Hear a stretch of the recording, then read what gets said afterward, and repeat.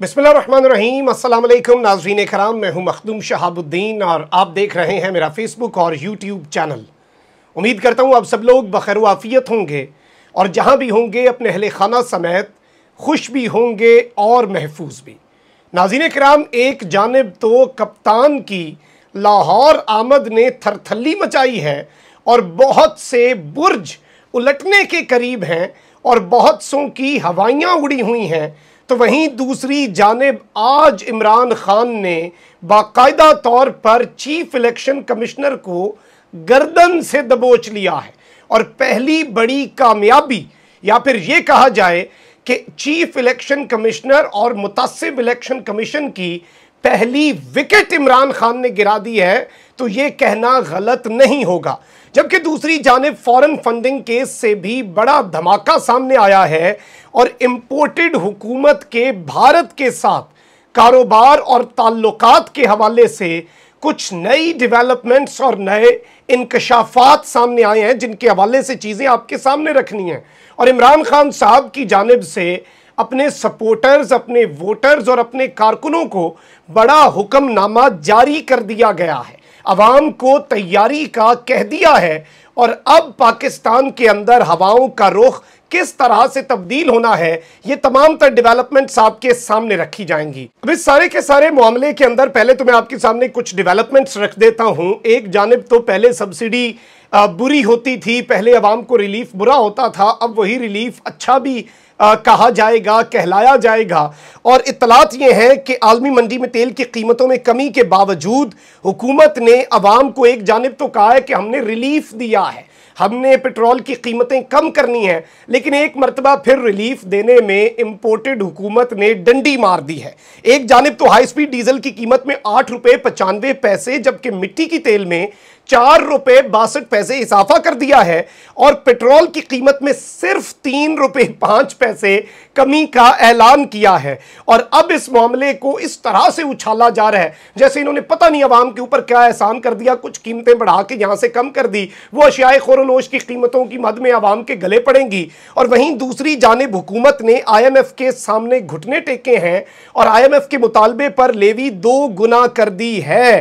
Petrol पर levy 10 रुपए से बढ़ाकर 20 रुपए, डीजल पर 5 रुपए से बढ़ाकर 10 रुपए, मिट्टी के तेल पर 5 से बढ़ाकर 10, जबकि लाइट डीजल पर भी 5 से 10 रुपए कर दी गई है, यानी कि कंप्लीटली डबल कर दिया गया है। और अवाम का तमाशा लगा रहे हैं, अवाम का मजाक उड़ाया जा रहा है। मरियम बीबी ट्वीट करती हैं, मिफ्ताह इस्माइल को कहती हैं कि बिजली के ऊपर टैक्स वापस ले लें, मिफ्ताह भाई बिजली के बिल पर टैक्स वापस लें, ताजिर भाई परेशान हैं और शिकवा कर रहे हैं, उम्मीद है आप कोई हल निकालेंगे। एक ही है, अच्छा एक गमखार बन जाता है, एक अच्छा बन जाता है, एक को अवाम का दर्द सताने लग पड़ता है। ओ भाई, इतने ही आप लोग ना अहल थे, इतना ही अवाम का आप लोगों को ख्याल था, तो आप लोगों ने मुल्क के साथ सिर्फ अपनी सियासत बचाने के लिए, सिर्फ 1 नवंबर की तायुनाती से डर कर, खौफ से कि इमरान खान 2/3 अक्सरियत ना ले ले, हमारी चोरियां ना पकड़ी जाएं, हमें रियायत नहीं मिलेगी, तो वैसे भी अब वापस आ रहा है, पहले शायद आता ना आता, अब आपकी हरकतों की वजह से वो वापस आ रहा है। अच्छा, अब इस सारे के सारे मामले के अंदर मैं आपको यह बताऊं कि इमरान खान साहब की परवेज इलाही से मुलाकात हुई है, पंजाब की सियासी सूरत हाल पर बहुत अहम तबादला ख्याल हुआ है और वजीर आला ऑफिस में होने वाली मुलाकात में इमरान खान साहब से दीगर तमाम तर चीज़ें जो हुकूमत और तमाम पिछली हुकूमत का खात्मा, वहाँ पर जो उनकी बाकियात हैं, क्योंकि शरीफ ख़ानदान इस हवाले से बड़ा मशहूर है कि वो अपनी बाकियात अपने बंदों को प्लांट करके जाते हैं पंजाब पुलिस में, ब्यूरोक्रेसी में, दीगर महकमों में। इसके साथ ही साथ अब एक ऐसी खबर सामने आई है जिसने हुकूमत, जो विफाकी हुकूमत है, उसके ऐवानों में थरथल्ली मचा दिया। फवाद चौधरी साहब का याद होगा, उन्होंने कहा था मैं अपना बयान वापस लेता हूं, मैं अपना बयान चेंज करता हूं कि मैं राणा सनाउल्लाह को अब पंजाब तो आने दूंगा, लेकिन वो यहां से वापस जाएगा या नहीं ये डिपेंड करता है, यानी कि वो गिरफ्तार हो सकता है। अब पंजाब हुकूमत में फवाद चौधरी को कलमदान देने का फैसला कर लिया गया है और गौर किया जा रहा है, अभी डिस्कशंस हो रही हैं, anything can change, but as of I am recording this vlog, जिस टाइम तक मैं ये आपसे बात कर रहा हूं, हूं, फवाद चौधरी को पंजाब का वजीर दाखिला बनाने का फैसला कर लिया गया है।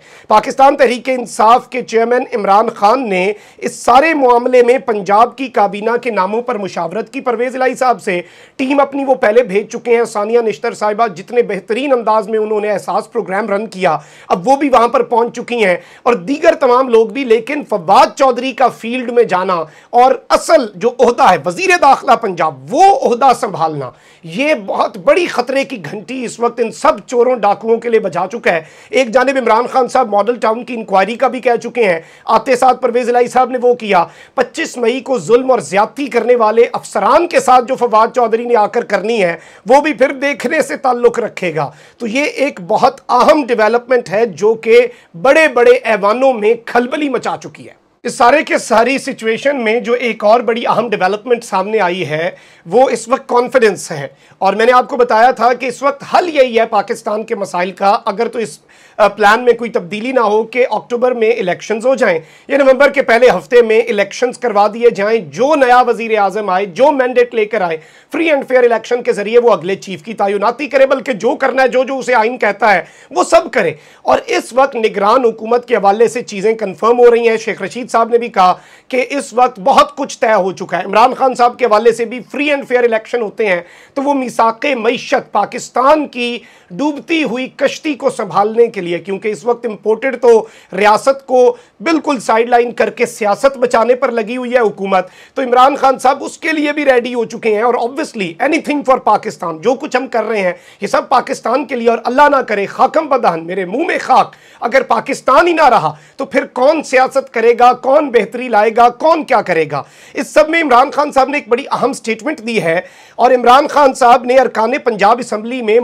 मुलाकात में यह कहा है कि 6 से 8 हफ्तों में आइंदा आम इंतखाबात का बगल बज सकता है। और इस सब के अंदर इमरान खान साहब ने पंजाब असम्बली के अरकान को, MPs को नए इंतखाबात की तैयारी का टास्क दे दिया है। ये बात उन्होंने पब्लिकली नहीं बल्कि अपने MPs से की है, क्योंकि उन्हें बताना बड़ा ज़रूरी है कि वो अपनी सारी अरेंजमेंट्स, अपनी सारी प्रेपरेशंस मुकम्मल तौर पर रिगरस तरीके से, जिस तरह टीम वर्क आपने देखा पंजाब के ज़िमनी इंतखाबात 17 जुलाई को, उसी तरह का टीम वर्क इमरान खान इस वक्त एक्सपेक्ट कर रहे हैं। और इमरान खान साहब ने कहा है कि अरकान असम्बली और पार्टी तंजीमें इस वक्त मुकम्मल तौर पर तैयार रहें, इंतखाबात की तैयारी करें। और इमरान खान ने डॉक्टर यास्मीन राशिद को 2 हफ्तों में पाकिस्तान तहरीक इंसाफ की तंजीम साजी मुकम्मल करने का टास्क दिया है और कहा है कि जिन लोगों ने हमारे साथ 2 नंबरी की, किसी का नाम नहीं लेना चाहता, यानी कि उन्हें बिल्कुल खुड्डे लाइन लगाया जाए, उन्हें साइड लाइन किया जाए। अब एक जानिब खान साहब के लाहौर में डेरे के चर्चे हैं, तो वहीं दूसरी जानिब आप देखें कि आपकी जो असम्बलीज होती हैं वो बड़ी इंपॉर्टेंट हैं। इमरान खान साहब ने जुडिशल रेफरेंस फाइल करने का फैसला किया chief election commissioner Sikandar Sultan Raja के खिलाफ। उसके बाद एक और बड़ा अहम फैसला कि पंजाब असम्बली और KP असम्बली में इन पर अदम एतमाद की तहरीक लाई जाए। जब पाकिस्तान का आप देखें कि आज जो अपडेट आई है, पंजाब असम्बली 12 करोड़ आवाम के सूबा, उसके रिप्रेजेंटेटिव्स, उसने ये करारदाद मंजूर कर लिया असम्बली ने चीफ इलेक्शन कमिश्नर के खिलाफ। और करारदाद हुकूमती रुकन सैयद अब्बास शाह ने ऐवान में पेश की, जिसे अरकान ने मंजूर कर लिया। करारदाद में चीफ इलेक्शन कमिश्नर से मुस्ताफी होने का मुतालबा किया गया है और इस सब में चीफ इलेक्शन कमिश्नर के पास अब कोई इखलाकी जवाज नहीं रहा। पंजाब की असम्बली के ऊपर हुक्मरानी वो पहले ही साबित कर चुके, पहले तो डावाडोल था।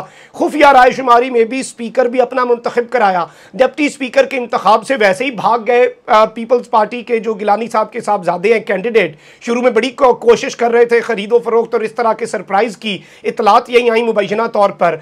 अब सूरत हाल ये है कि इस असम्बली से इस करारदाद के पास होने के बाद अब जो कमजोर है इलेक्शन कमीशन और चीफ इलेक्शन कमिश्नर और उनके अरकान, वो इस कदर कमजोर इससे पहले नहीं हुए।